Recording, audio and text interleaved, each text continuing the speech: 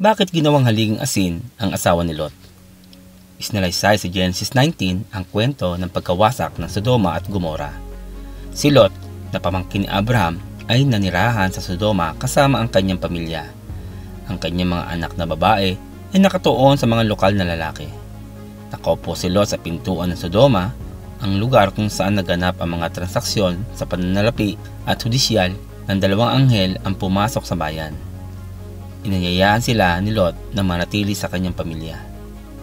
Pagkatapos ng medyo kapanapanabik na gabi, tiniyak ng mga anghel na umalis si Lot, ang kanyang asawa at ang kanyang dalawang anak na babae bago winasak ng Diyos ang lungsod. Genesis 19:13.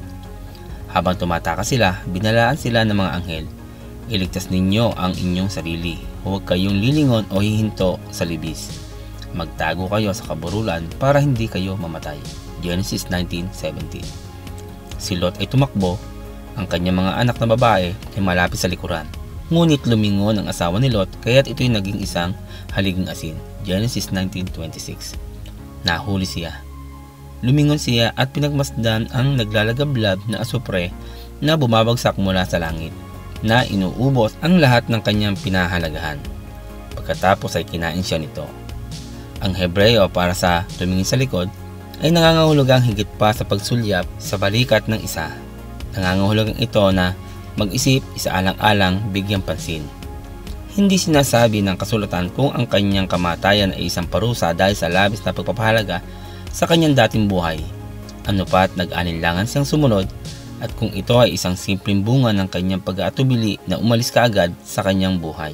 Alinman sa labis niyang pagkilala sa lungsod at sumama rito, o hindi niya lubos na sinusunod ang babala ng Diyos at siya ay namatay. Tayo ay mapalad na makatanggap ng mga katulad na babala. Sinasabi sa atin ng Efeso 4:22-24 na alisin ang dating pagkatao na pinamumunuan ng kasalanan at mabago, na isuot ang bagong pagkatao na kawangis ng Diyos. Sa katulad na paraan, sinasabi ng unang Juan 5:16 na ang sinasadyang kasalanan ay maaaring humantong sa kamatayan. Hindi iyon matanggap ng asawa ni Lot. Ang pinili niyang pahalagahan sa kanyang puso ang umakay sa kanya sa kasalanan na humantong sa kanyang kamatayan. Hindi malinaw sa Biblia kung ang asawa ni Lot ay natabunan ng asin na pinaulanan ng asupre, o kung ang kanyang mga labi ay nalagyan ng alikabok ng asin.